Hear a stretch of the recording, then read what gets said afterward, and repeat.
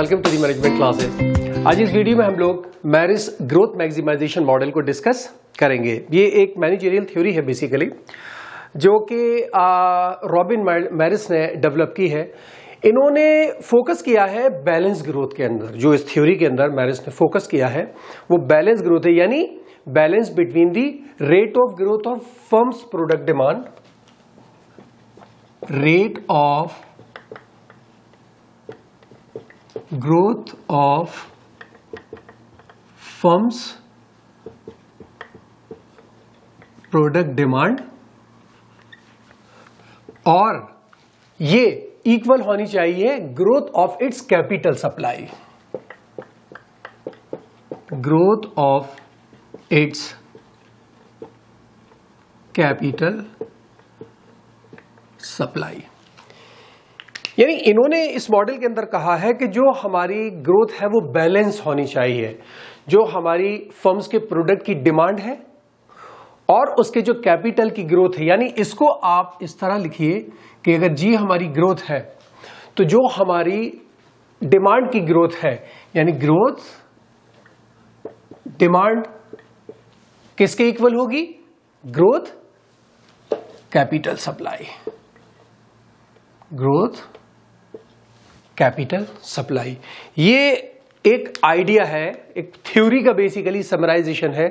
यहां पर हम इस चीज को देने जा रहे हैं, जहां जी हमारी बैलेंस ग्रोथ हो गई, जीडी हमारी जो है वो growth rate of products demand हो गई, और जीसी हमारी growth rate of capital supply हो गई। और इस मैक्सिमाइजेशन बैलेंस ग्रोथ रेट को हासिल करने के लिए फर्म्स को दो कॉन्स्ट्रेंट को टैकल करना पड़ेगा। यानी दो कॉन्स्ट्रेंट हम लेके चलेंगे इसके अंदर।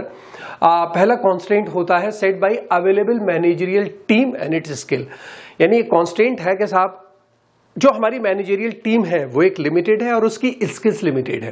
और दूसरा फाइनेंशियल कांस्टेंट होता है, क्योंकि मैनेजर जाहिर अपनी जॉब सिक्योरिटी के लिए भी कंसर्न रहते हैं, तो मैनेजर डिजायर्ड होता है उसको सेट करने के लिए कि कहाँ हमारे मैक्सिमम जॉब सिक्योरिटी मिले।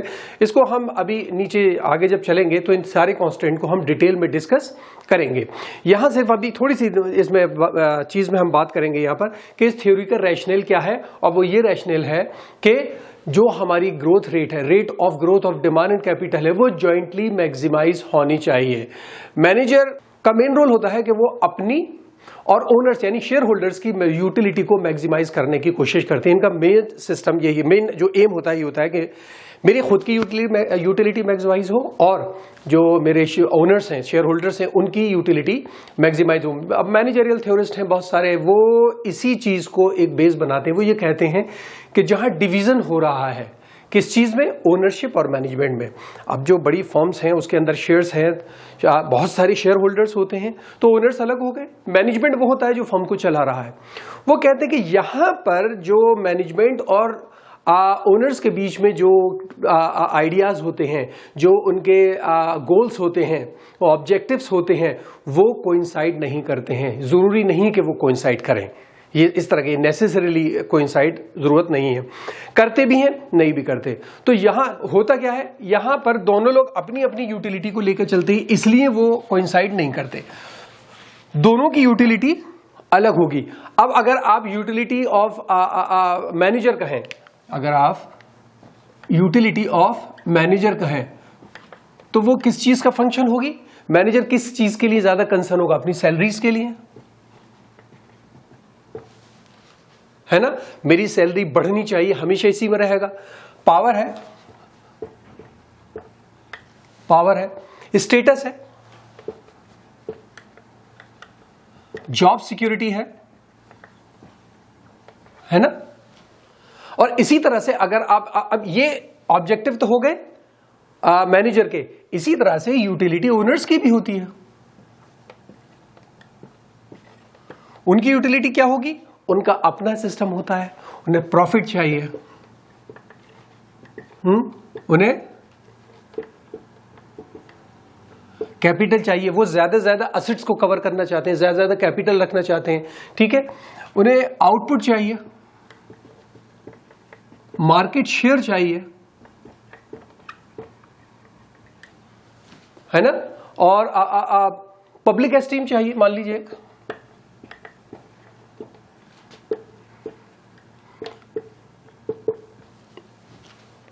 अब अब यहां पर अगर आप देखें तो दोनों के जो फंक्शंस हैं वो अलग अलग हैं, इसलिए दोनों के जो ऑब्जेक्टिव्स होते हैं वो जरूरी नहीं है कोइंसाइड करें, कभी करते हैं कभी नहीं करते। लेकिन मैरिस इस केस में ये कहते हैं कि जो थ्योरिस्ट है, मैनेजरियल थ्योरिस्ट है, उन्होंने इस डिफरेंस को, दोनों के बीच में जो मैनेजमेंट और ओनरशिप के डिफरेंस है, उन्होंने उसको ओवर एम्फेसाइज किया, यानी उन्होंने इस पर जोर ज्यादा दिया है। अगर आप देखें तो दोनों के जो फंक्शंस होते हैं, जो वेरिएबल्स हैं, in both the function are strongly correlated with the single variable. कोई भी एक सिंगल वेरिएबल, कोई भी नहीं बल्कि साइज ऑफ द फर्म लीजिए, जो एक वेरिएबल है साइज ऑफ द फर्म, अगर आप इसकी बात करें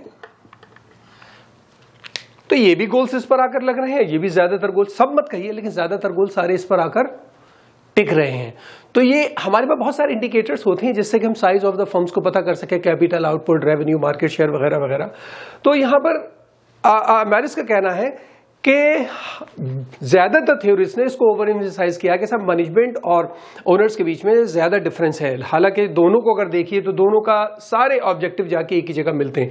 तो इसकी जॉब भी सिक्योरिटी होती है, जो सिक्योर होती है, और ओनर्स का प्रॉफिट भी बढ़ता है। अब अगर हम जब कॉन्स्टेंट पर बात करेंगे, कॉन्स्टेंट क्या क्या है, जो मैंने अभी ऊपर कहा था ना, छोटा सा कॉन्स्टेंट आपको बताए थे, फिर मैंने कहा था कि अभी इसको डिटेल में नीचे हम बात करेंगे। उन कॉन्स्टेंट को अगर हम लेके चले तो दो कॉन्स्टेंट्स होते हैं। पहला कॉन्स्टेंट मैंने कौन सा बताया था? Managerial constants, managerial constraint. ठीक है, ये कौन सा होता है? जैसे मैंने बताया था अभी शॉर्ट में कि यहां पर होती है limited by the available managerial team and their skills. हमारे पास जो मैनेजरियल टीम है वो लिमिटेड है। ऐसा नहीं है कि मेरे पास 50 मैनेजर है एक छोटी सी ऑर्गेनाइजेशन के अंदर, नहीं, उसमें लिमिटेशंस है। दूसरी जो भी टीम है उसकी स्किल्स की भी तो एक लिमिटेशन है। और मैरिस ने इसको एक्सप्लेन करने के लिए पेनरोज का आइडिया अडॉप्ट किया है, सिर्फ ये बताने के लिए कि यहां rate of efficient managerial expansion पर डेफिनेट लिमिट है। Rate of efficient managerial expansion, यानी मैनेजरियल एक्टिविटी तो बढ़ सकती है, लेकिन इफिशिएंट मैनेजरियल एक्सपेंशन का जो एक रेट है कि किस रेट से हमारा मैनेजरियल एक्सपेंशन बढ़ रहा है, उस पर लिमिटेशन है। ऐसा नहीं है कि साहब आप एक मैनेजर के अंडर में 10 फैक्ट्रीज दे दीजिए, वो सबको चलाएगा। एक लिमिटेशंस है, वो इफिशिएंटली सब में करेगा। आप कहेंगे साहब मैं नौकरी से निकाल दूंगा, सारी फर्म में जाएगा, इफिशिएंसी नहीं होगी। ठीक है, आप किसी भी एक पॉइंट ऑफ टाइम को लीजिए तो आपकी जो टॉप मैनेजमेंट होता है उसकी जो कैपेसिटी होती है वो गिवन होती है। तो यहाँ मैनेजरियल टीम की कैपेसिटी के हिसाब से ही तो ग्रोथ को लिमिट किया, ये एक सीलिंग बनाई जाती है। ये हमारी मैनेजरियल टीम है, टॉप मैनेजमेंट ने एक लिमिटेशन दिया, साहब हमारे पास इतना काम है, इतने पैसे, इतना ये है। अब जो आपके पास टीम है उसका एक हाईएस्ट सीलिंग जो है वो आप फिक्स करेंगे ना ग्रोथ की, कि ये यहां तक लेके जा सकती है, उससे आगे ये टीम लेके नहीं जाएगी। ये बात और है कि आपको अगर कैपेसिटी बढ़ानी है तो आप मैनेजर्स बढ़ा दीजिए, मैनेजरियल कैपेसिटी टीम बढ़ा दीजिए और मैनेजर्स को हायर कर लीजिए, नए मैनेजर्स को हायर कर लीजिए। लेकिन जैसे ऊपर बताया कि मैनेजमेंट के रेट ऑफ एक्सपेंशन और कॉम्पिटेंसी के भी एक तरीके से कहिए एक डेफिनेट लिमिट होती है। वो भी तो एक लिमिट तक ही बढ़ाएंगे, ऐसा थोड़ी है कि जैसे जैसे जरूरत पड़ रही है उसी हिसाब से हम मैनेजर्स बढ़ाते चले जाएंगे, मैनेजर्स बढ़ाते चले जाएंगे। हर चीज की एक लिमिट है ना। तो यहां पर इसको यही कहा गया है कि यहां पर एक मैनेजरियल कॉन्स्टेंट है कि हर जगह मैनेजर की कैपेसिटी है, मैनेजर की टीम है, उसकी एक डेफिनेट लिमिट है, उससे आगे वो नहीं बढ़ेगा। दूसरा फाइनेंशियल कॉन्स्टेंट है।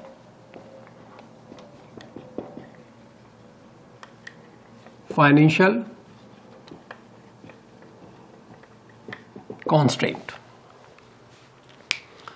फाइनेंशियल कॉन्स्ट्रेंट क्या होता है? सॉरी, देखिए इसके अंदर फाइनेंस है। फाइनेंस से सबसे बड़ी वो क्या है, मुझे सैलरी मिलती रहेगी या नहीं मिलती रहेगी, तो इसमें एक जॉब सिक्योरिटी कॉन्स्ट्रेंट आ जाता है। इसको हम लोग जॉब सिक्योरिटी कॉन्स्ट्रेंट भी कहते हैं। और अगर आप कोर्ट सैनिस की किताब में देखेंगे, कोर्ट सैनिस की बुक के अंदर ये वाला कांस्टेंट जो है वो जॉब सिक्योरिटी कांस्टेंट के नाम से ही दिया हुआ है। ठीक है, मैनेजर का एम क्या होता है? To achieve maximum job security.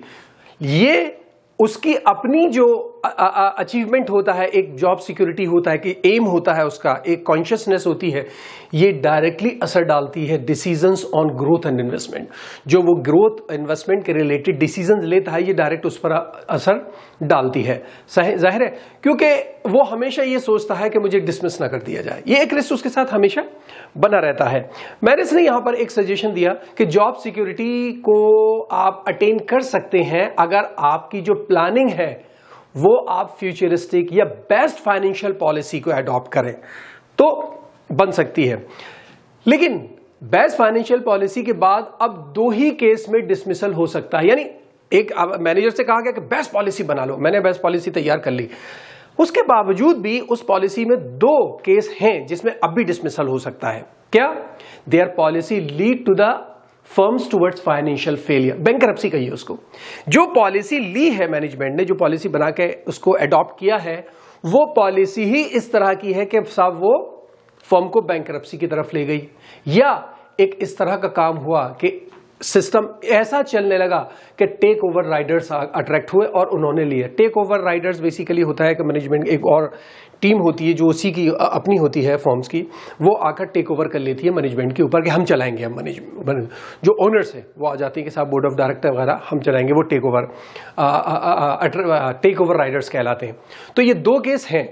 अब पहले केस की हम बात करें जहां पर बैंकरप्सी हो सकती है, तो क्या होगा? शेयर होल्डर डिसाइड कर लेंगे कि साहब सिंपली बैंकरप्सी है तो हम ये मैनेजमेंट काम नहीं कर रहा, इसको हटाओ और दूसरा मैनेजमेंट ले आओ, इस उम्मीद में कि ये दूसरा मैनेजमेंट ज्यादा अच्छा काम करेगा।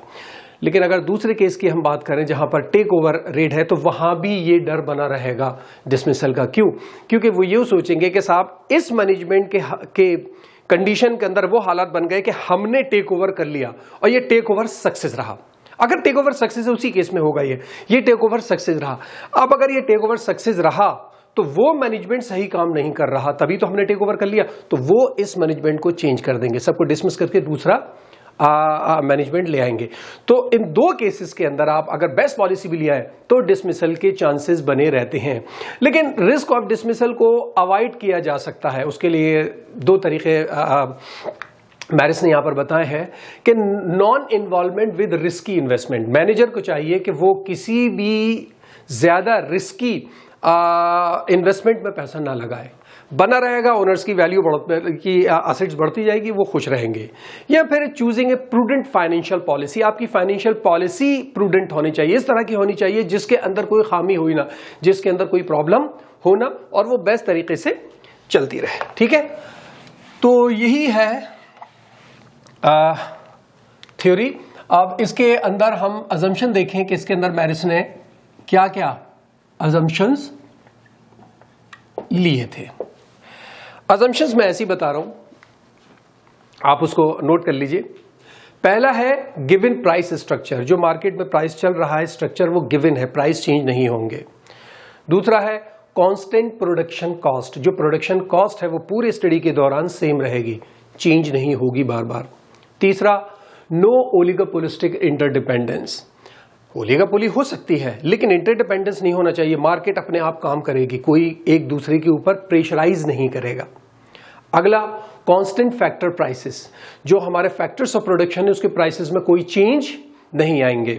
अगला firms grow through diversification, firms ऐसा नहीं है कि सिर्फ एक ही चीज बनाएगी और उसी के ऊपर लेकर चली जाएगी, नहीं, यहां पर डाइवर्सिफिकेशन होगा फर्म्स के पास।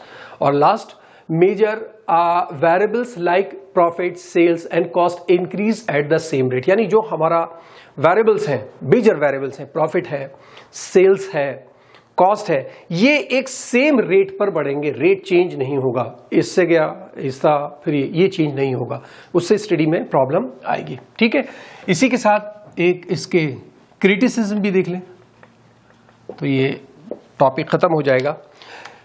क्रिटिसिज्म में देखिए सबसे बड़ी चार्ज है कि ये मॉडल मानकर चलता है कि यहां पर एक स्टैटिक एनवायरनमेंट है with given price and cost, जो रियल लाइफ में पॉसिबल नहीं होता है। यहां डायनामिक्स है, जो रियल वर्ल्ड है उसके अंदर डायनामिक्स है, स्टैटिक नहीं है। दूसरी बात ये कि यहां पर यह भी माना गया है कि ओलिगोपोली इंटरडिपेंडेंस नहीं करेगी, है, लेकिन अगर आप रियल लाइफ मॉडर्न मार्केट के अंदर चले जाएं तो ये हो ही नहीं सकता। यहाँ अगर आप कार मार्केट देखिए, थोड़ी सी फर्म्स हैं, अब कोई आप मारुति ले लीजिए, टोयोटा ले लीजिए, कोई ले लीजिए, सबके प्राइस सिर्फ एक मॉडल निकालता है सस्ता सा, फौरन दूसरे निकाल लेते हैं। हैचबैक कारें शुरू हो गई, सब ने निकाल दी। सेडान कम हो गई, सारी कंपनी की कम हो गई। तो ये मुमकिन रियल लाइफ में नहीं हो पाता है। ठीक है, तो यही एक छोटी सी थ्योरी है, मुझे उम्मीद है समझ में आया होगा, और कोई प्रॉब्लम हो तो मुझे कमेंट बॉक्स में बताइएगा। Thank you so much.